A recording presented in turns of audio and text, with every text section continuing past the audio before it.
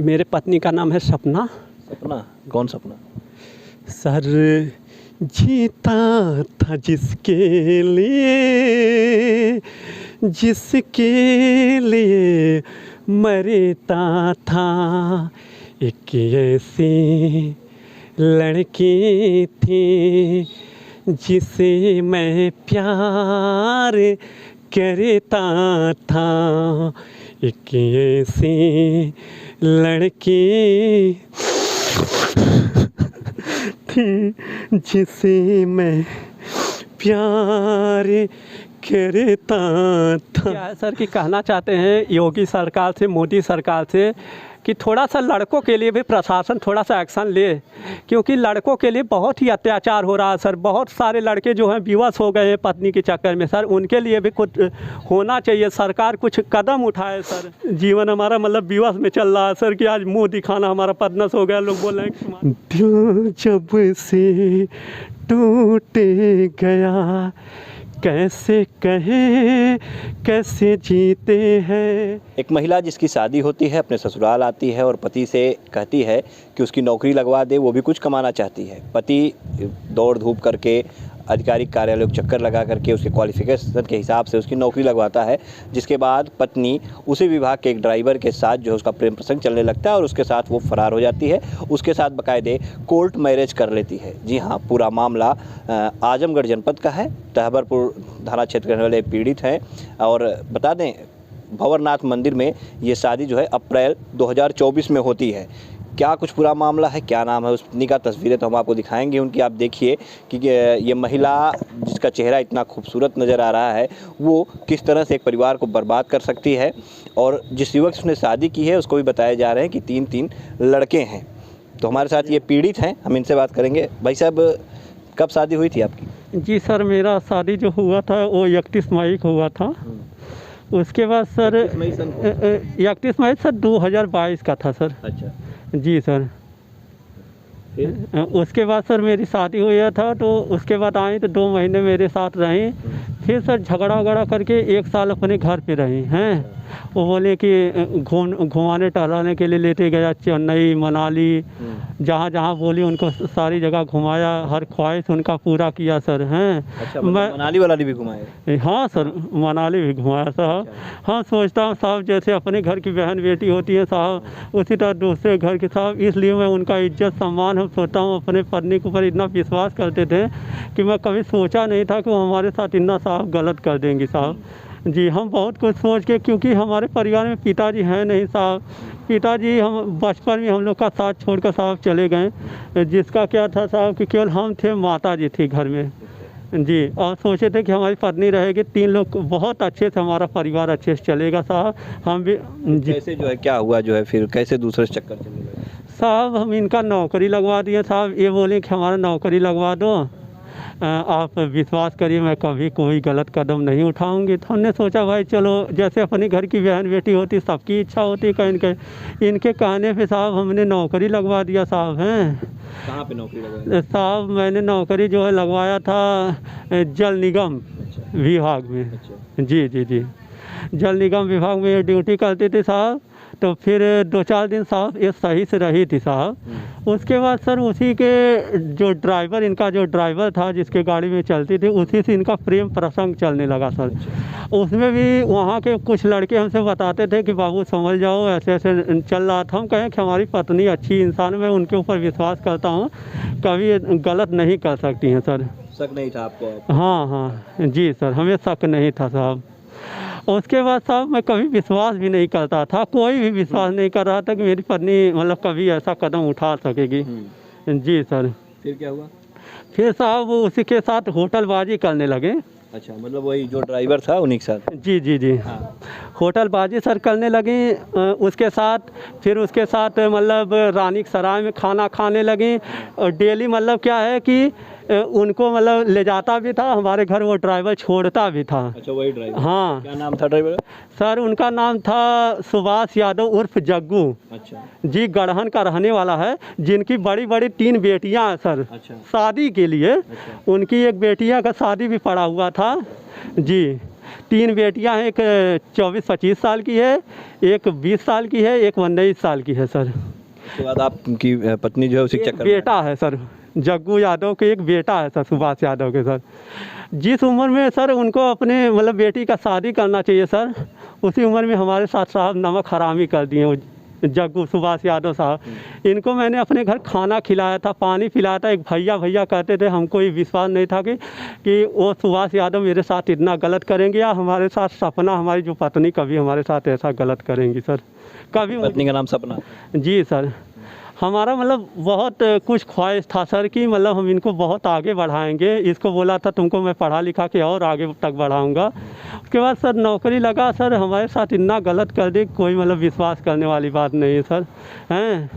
हमेशा मतलब उसके बावजूद भी ये लोग सर धमकी दे रहे हैं। आज के समय में कोर्ट मैरिज भी कर ली है सर, उसके बाद लोग धमकी भी दिला रहे हैं सर हमको कि मतलब उठवा देंगे, ये करवा देंगे, वो करवा देंगे। सर बताइए हम लोग कहाँ जाएं सर? क्या करते हैं आप? कुछ काम करते हैं? सर मैं ड्यूटी करता हूँ सर, होमगार्ड का।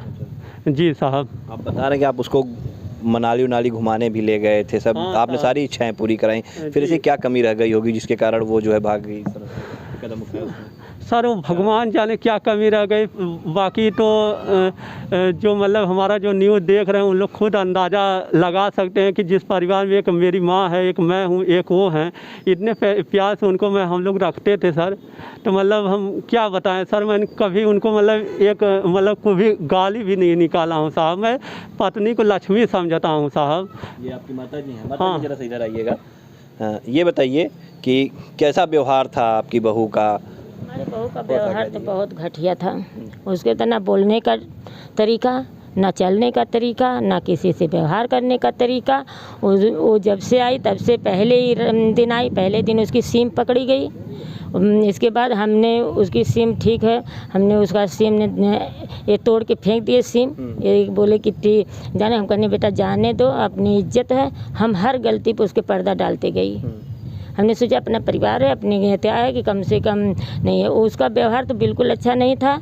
लेकिन हमने जब शादी किया, हमने कहा बेटा तुम्हें हम बेटी बनाकर मैं ले चलूँगी, मैं जो है कि बहू की तरह से नहीं देखूँगी। और उसे मैं बेटी के ज़्यादा प्यार दी। उसके साथ मैंने क्या नहीं किया जो हमें उसको हमको हमारे साथ करना चाहिए, वो चीज़ मैं उसके साथ की। उसके बाद भी वो हमारे गाँव, हमारे अगल बगल, हमारे जितने भी पड़ोसी हैं सारे लोग जानते हैं कि मैं उनसे बेटी की तरह से, मैं उसके सर पे तेल भी रखती थी, उसके कपड़ा भी धो देती थी अगर उसकी तबीयत ख़राब थी। और उसको मैं क्या नहीं, खाने से लेकर पहनने तक, घूमने से लेकर टहलने तक मैं क्या नहीं की उसके साथ। वो मैं किसी भी देवस्थान पे वो चल कर हलफ उठा सकती है। मैं कोई थाने में तहरीर वगैरह दी आप लोगों ने? सर आरौला थाने पे हमने तहरीर दे दिया है सर, क्योंकि आरौला थाने पे दे दिया है सर। और उसके बाद सर कप्तानगंज भी गए थे सर। उसके बाद सर तहवरपुर दिए थे सर, अभी उसका कोई सुनवाई नहीं हुआ सर। उसके बावजूद भी शिकायत आपकी दर्ज हुई कि नहीं हुई अभी तक? सर हमारा 2-3 जगह शिकायत हमारा भी दर्ज हो गया है सर। उसके बावजूद भी 3 जगह कैसे? एक ही जगह दर्ज होना चाहिए ना। जैसे हम लोग, हमारा ताबरपुर थाना है सर। ताबरपुर में हमने जब 23 को शाम को ये घटना सुनी, और जबकि घटना हमारे यहाँ 29 नवंबर को गई थी। उसके माँ बाप हमारे घर से सुरक्षित सारा सामान ले करके और उसको लेकर गए बवाल झगड़ा लड़ाई करके, क्योंकि सिर्फ हम लोग बोले जब इसका ये चरित्रहीन है तो हमने कहा नौकरी नहीं करना है। अगर कमी किसी चीज़ तुम्हें खाने पहनने को मिलता है उसको बताओ, तुम्हारी कमी ना पूरा हो उसको बताओ। इसीलिए उसने वो बवाल की, माँ बाप को बुलाई और अपना सामान ले करके और अपना झगड़ा लड़ाई करके वो 29 नवंबर, और उसके माँ बाप 10 लोग, 2 गाड़ी 10 लोग को रात को लेकर आए। रात को लेकर आए लखनऊ से। इसके बाद उसको लेकर गए। फिर इसके बाद ये लोग बवाल करना चाहते थे, हमारे पे मैंने पुलिस भी बुलाई थी ताबरपुर से। पुलिस आई, इसके बाद लोग फिर शांत हुए, पुलिस भी चली गई जब, तब इसके बाद फिर हमारे भी गांव के अगल बगल के सारे लोग थे, फिर चले गए। इसके बाद सारा सामान, उसके बाद इनकी पत्नी जो है किसी और के साथ जो है, जहाँ पर वो नौकरी करती थी वहीं ड्राइवर के साथ जो है वो फरार हो जाती है। उनके साथ बाकायदे कोर्ट मैरिज कर लेती है, और कोर्ट मैरिज की कॉपी भी हम आपको दिखाएंगे, आप देखिएगा। आप जी सर, हमारे साथ सामान भी ले गए हैं। अब क्या ले गई हैं? हमारे घर का सर सामान जैसे गहना लेकर चली गई हैं सर, सारा गहना सर लेकर चली गई हैं सर। उसके बाद सर उसमें पैसा रखा था 1,20,000, मतलब हमारी छोटी बहन का सर शादी पड़ा हुआ था, जिसका सर हमको मंदिर से सर करना पड़ गया शादी। जो पैसा सारा ख़त्म हो गया, पूछ सकते हैं, हम लोग कुछ नहीं दिए, लेकिन वो सब बेचारे इतने अच्छे थे, कहें कि बेटा कोई बात नहीं, लेते गई हैं, तो उनका शादी मंदिर से होना पड़ गया सर।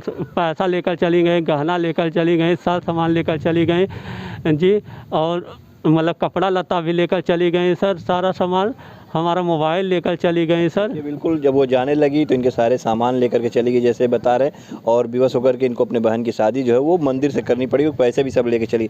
हम जब आए तो आप दर्द भरा गीत गा रहे थे भैया, चाहेंगे जरा वो गीत आप सुना दीजिएगा। गीत आप दर्द भरा गा रहे थे, गाते बहुत अच्छा है। अच्छा अच्छा अच्छा। और ऐसे हम तो सर मतलब कहना चाहते हैं कि प्रसाद, मुँह खोल दीजिए तो वजह साफ आएगी। हाँ, बस। हम जैसे क्या है सर कि कहना चाहते हैं योगी सरकार से, मोदी सरकार से, कि थोड़ा सा लड़कों के लिए भी प्रशासन थोड़ा सा एक्शन ले, क्योंकि लड़कों के लिए बहुत ही अत्याचार हो रहा है सर। बहुत सारे लड़के जो हैं विवश हो गए हैं पत्नी के चक्कर में सर, उनके लिए भी कुछ होना चाहिए, सरकार कुछ कदम उठाए सर, कि लड़के के लिए भी, क्योंकि बहुत ऐसा घर सर बिगड़ रहा है, जैसे हमारा आज हम लोग रो कर मतलब भटक रहे हैं सर, क्या करें सर जी। हाँ, जीवन हमारा मतलब विवश में चल रहा है सर, कि आज मुँह दिखाना हमारा पदनस हो गया, लोग बोल रहे जी सर। ठीक, आंखों में आंसू आ गए हैं, ये रो पड़े हैं अपनी पत्नी को याद करते हुए, जिस तरह से इनके ऊपर ये दुख बीता है कि इनकी पत्नी जो है किसी और के साथ जो है वो भाग गई, कोर्ट मैरिज कर लेती है, और 1 हफ्ते तक इन्होंने खाना भी नहीं खाया था। रोइए मत, जो होगा अच्छा होगा। वो चली गई तो कोई गाना से सुना रहे हैं आपके कहने के नाते। दिल जब से टूटे गया, कैसे कहें कैसे जीते हैं, कभी ज़्यादा कभी कम पीते हैं, कभी ज़्यादा कभी कम पीते हैं। दिल जब से टूटे गया, कैसे कहें कैसे जीते हैं, कभी ज़्यादा कभी कम पीते हैं। तुझ पे करके भरोसा हमने खाया है धोखा, तुझ पे करके भरोसा हमने खाया है धोखा। ये जो पहले जानते दिल ना लगाते, दिल जब से टूटे गया, कैसे कहें कैसे जीते हैं, कभी ज़्यादा कभी कम पीते हैं। तो देखिए, तो इनका दर्द है जो कि अपने गीतों के माध्यम से ये बयां कर रहे हैं, और हम चाहेंगे कि इनको इंसाफ मिले, सख्त से सख्त कार्रवाई हो उस महिला के ऊपर जिसने इन्हें धोखा दिया है, इस तरह से चली गई है। पूरी जांच होनी चाहिए, और जिस तरह से ये बता रहे हैं, आरोप लगा रहे हैं, उसकी जांच होकर के निष्पक्ष जांच होनी चाहिए, और जो भी दोषी है उसके ऊपर कड़ी से कड़ी कार्रवाई जरूर होनी चाहिए।